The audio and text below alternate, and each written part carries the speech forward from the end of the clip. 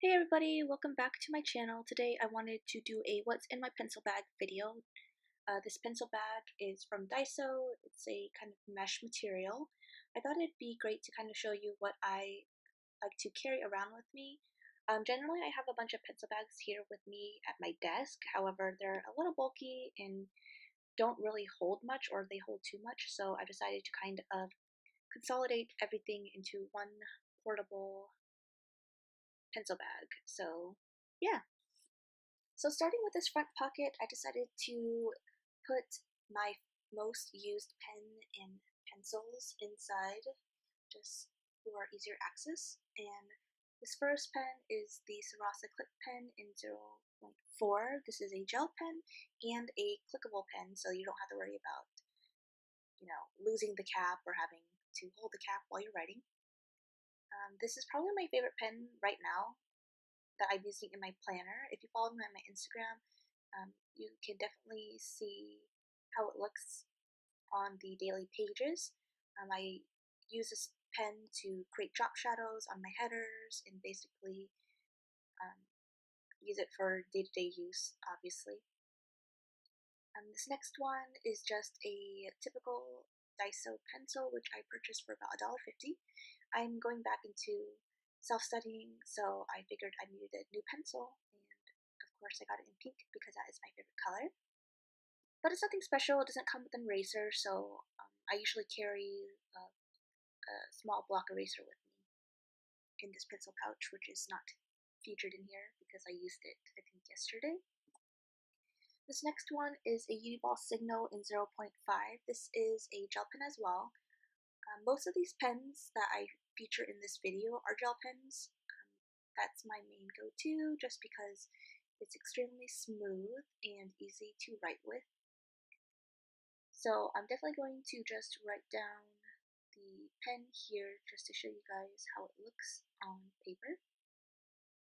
Now the reason why I'm using mainly the Sarasa Clip pen in my planner and not, let's say, the Uniball Signal is because the pages in my planner are a little different. So sometimes it bleeds and comes out a little thicker than it should. But this next pen is an old-time favorite of mine. It's a Uniball Signal in 0.38. This is a Uniball Signal DX. This is also a gel pen. This is great for journaling and watercolor because I believe this is waterproof as well. I definitely use this a lot in my Dory MD notebook, which I don't usually, I think, post on my Instagram feed, so you definitely don't get to see it in action as much as the rest of the pens. But this is, I would highly recommend it if you're into artwork or journaling, I would say. This next one is just a typical mechanical pencil. It's really old, seeing as the picture is fading. Nothing special, but yeah. This next one is another Sarasa pen, however this is a Sarasa Dry in 0.4. Both of these pens I purchased from Kinokuniya, so definitely check that bookstore out if you have it in your area. It's way better than ordering Japanese stationery online and having to pay for shipping. But the Sarasa Dry Pen does come out a little thick. I've definitely used it in my Lordstrom notebook, and it's not as thin as it looks on, say, this post-it note here. So definitely keep that in mind depending on what you're planning on using the pen for and what type of paper material you're using. I noticed that with smoother notebooks, it comes out a lot thicker. But if you know of a pen that's not featured in this video or you haven't seen me use, definitely leave a comment below. I love trying out new pens. But definitely with my daily planning, I like to create colorful headers, and I do most of my colorful headers with these mod liner highlighters. This is probably my go-to highlighter because of the dual tip. It has one side with a regular highlight, and then the other end is a fine tip, which I generally use for hand lettering. And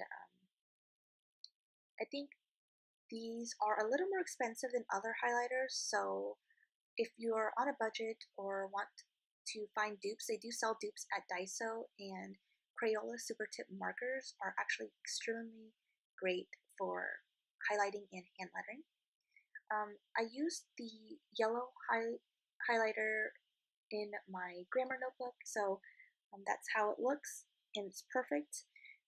Usually with my highlighting, I like to highlight first and then write on it just so that the pen does not smear. But yeah, at the moment, the yellow is always my favorite. I think it's super bright and it just adds that pop of color to everything.